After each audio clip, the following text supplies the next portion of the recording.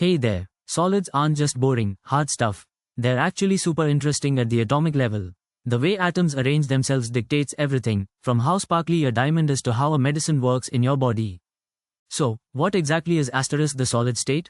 It's basically when all the tiny particles, atoms, molecules, whatever, are packed really close together and stuck in place. Now, this is a big chapter for your ICSE exams, and knowing your stuff here can seriously boost your score.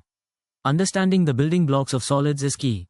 Okay, let's talk about the two main types of solids, crystalline and amorphous. Crystalline solids are like that super organized glass monitor, everything's in its place, repeating in a perfect pattern. Amorphous solids, more like a messy desk, no real order at all. This also affects how they melt. So, what's a unit cell? It's the smallest piece of a crystal that, if you just keep stacking it, makes the whole crystal.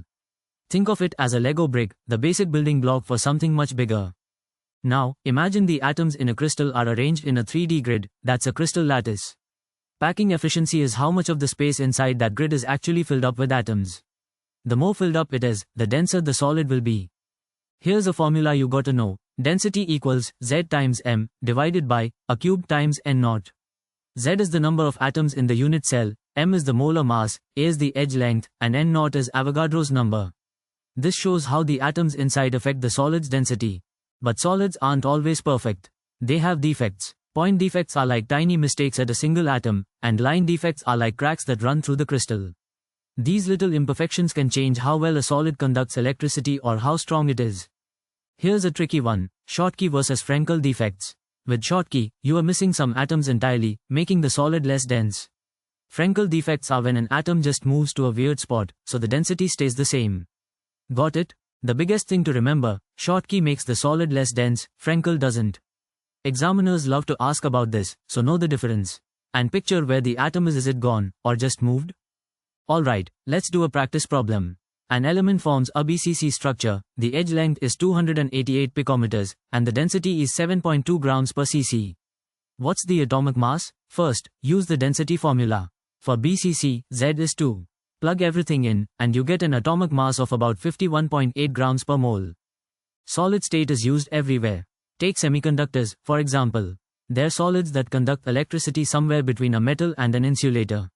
By adding tiny bits of other elements, we can control how well they conduct. This is how we make transistors and computer chips. Exam time, remember these quick tips. First, always convert units.